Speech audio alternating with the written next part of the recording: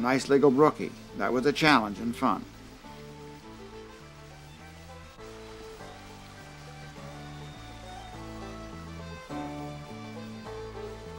This is so tight that a bow and arrow cast is my only avenue. If I can pop one to the top of the pool, I have a chance for one. Well, I did, and it did.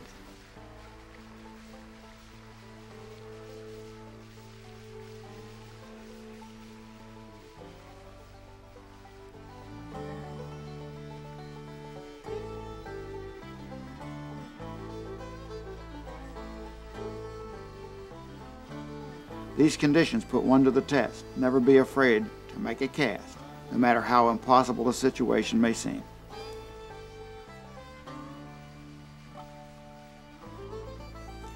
Often the best approach is to simply make a short bow and arrow cast to get the line in the water ahead of the obstructions. Then prepare for distance. Here the currents suck the line and fly into the debris before I could make a second cast.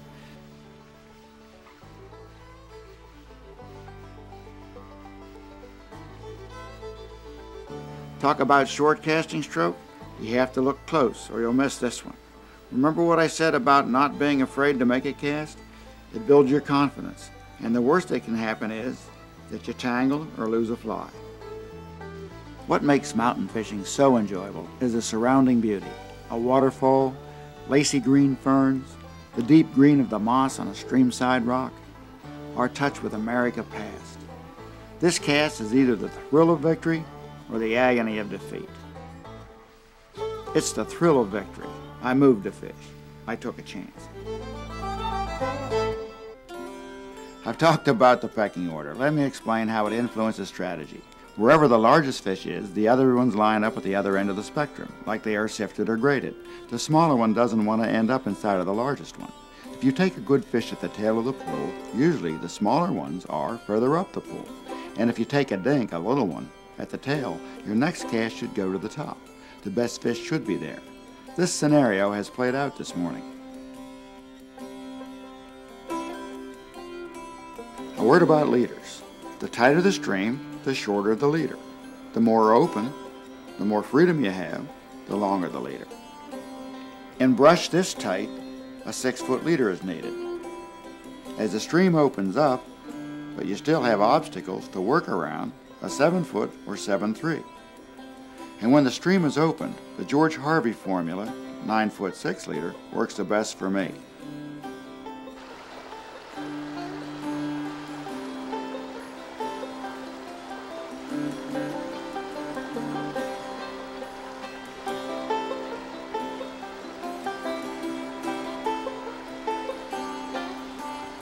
I'm going to stop for a minute.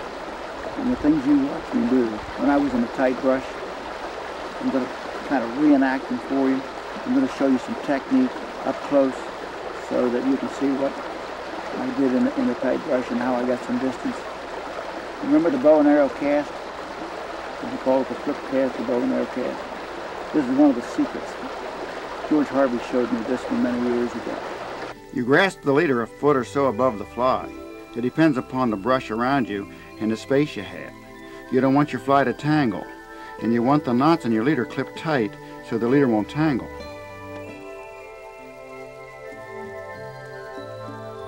What I do, with the thumb and first finger, grasp the leader, and with the other 3 fingers, gather in the leader and fly line in tight loops in my hand, and climb right up the line, building small coils. It's like a series of figure 8s in the hand.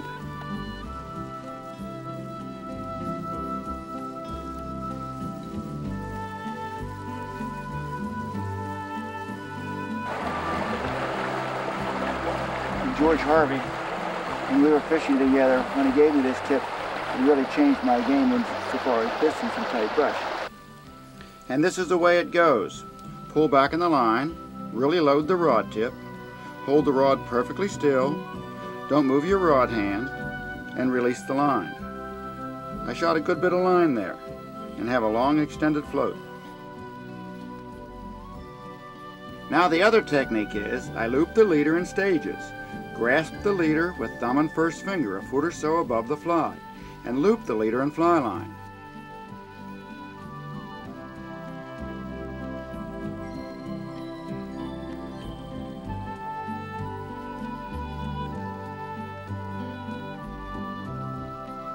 folding the loops one next to the other.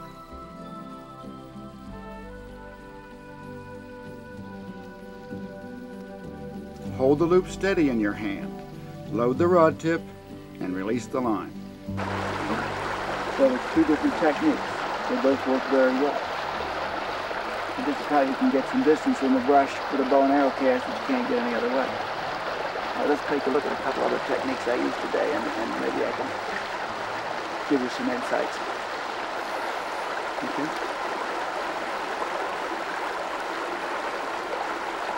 Sometimes when you don't have any rod tip freedom, what you have to do is basically get your line on the water to make the next cast. This rolling bow and arrow shot is one way to do it. Let me show you how it's done. Here are the mechanics of the rolling bow and arrow cast. As the line drifts back to you off the initial cast, simply reach up and grab the line below the rod tip, load the rod, and release the line.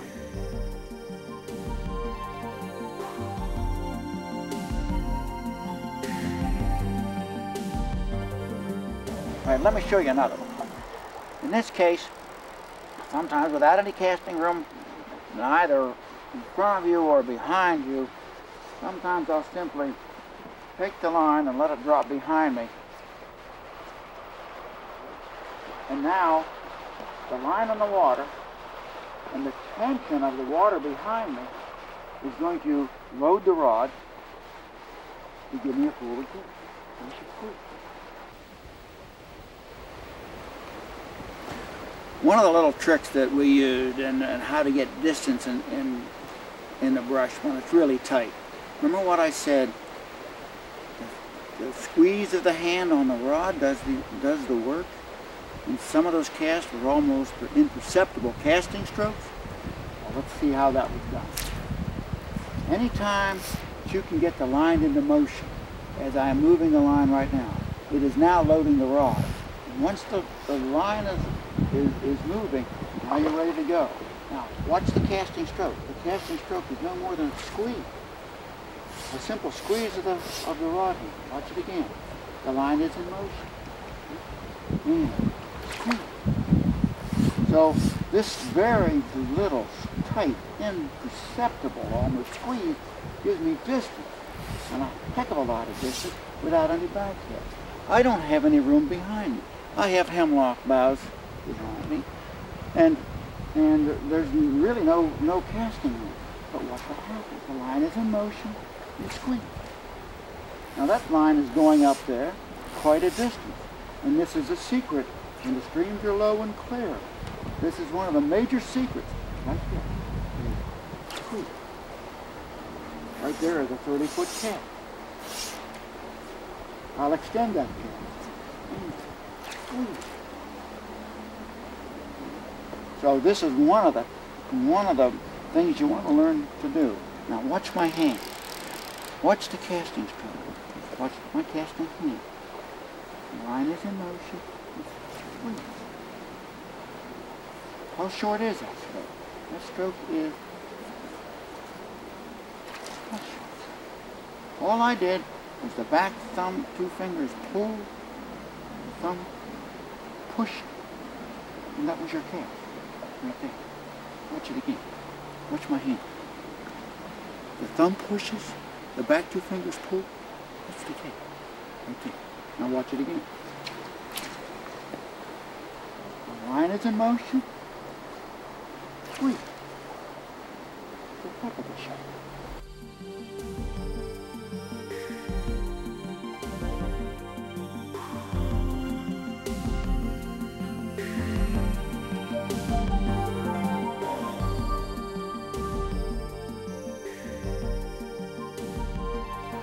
Another technique that I've been using and used all morning in that tight brush was what we call the circle roll cast.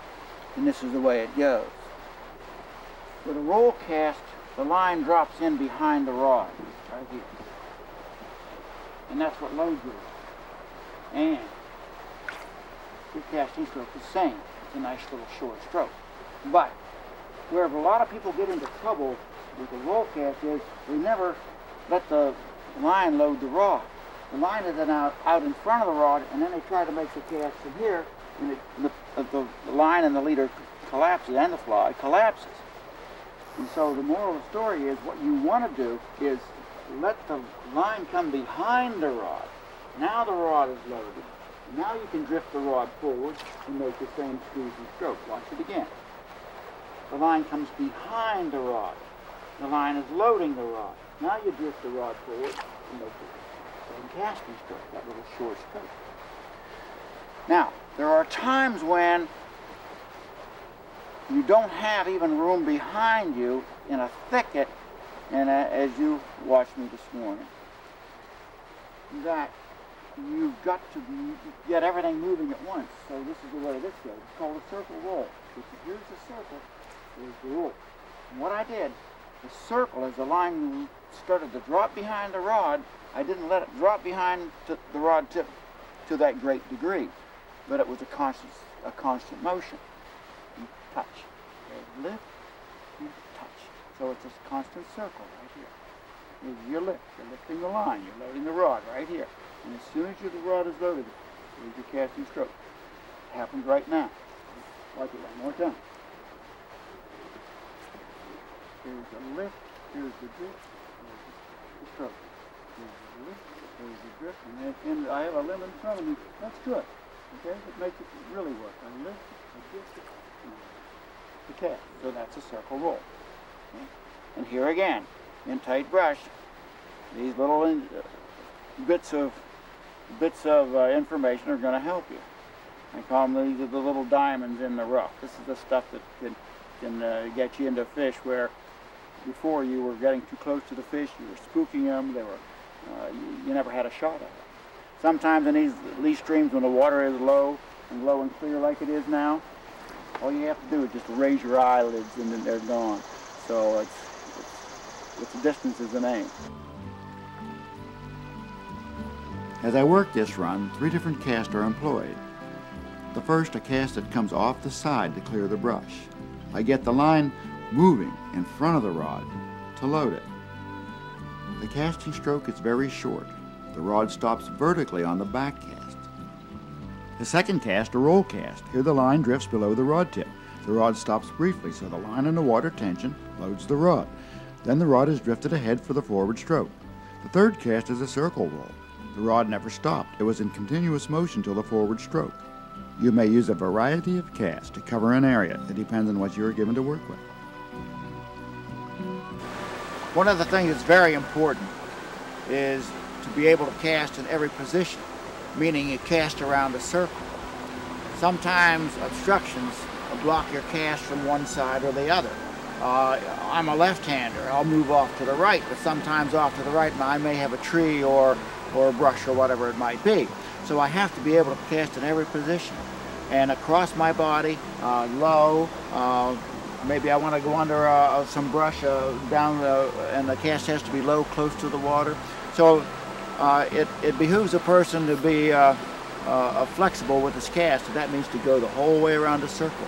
And when you do that, that rod has to be in a plane with the real parallel to the water on either side, and you want to think about the vertical position of your rod the whole way around the arc.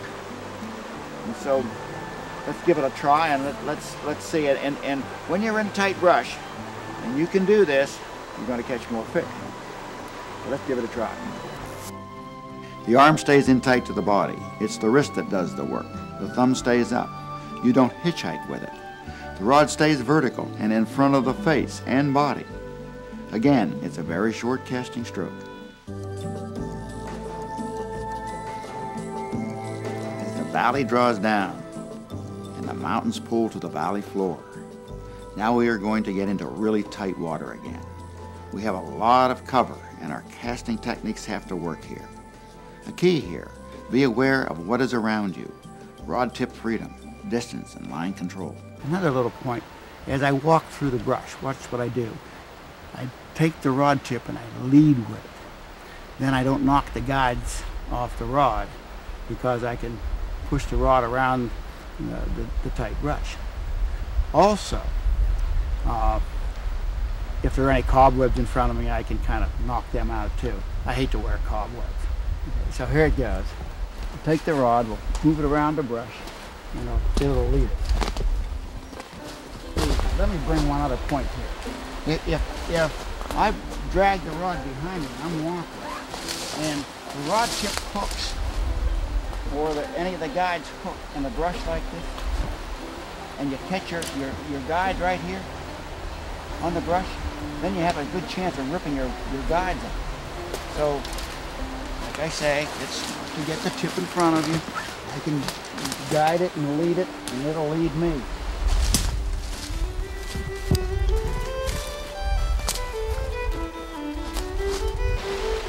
When you have a plate that's absolutely blocked, I like to come up from behind the fish. I like to move upstream.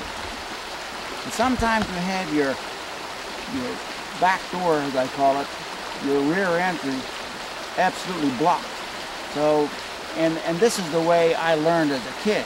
When I couldn't cast, and I wasn't a very good caster, all I did was get the fly into the water and let the currents take it down. So let's see what we can do here.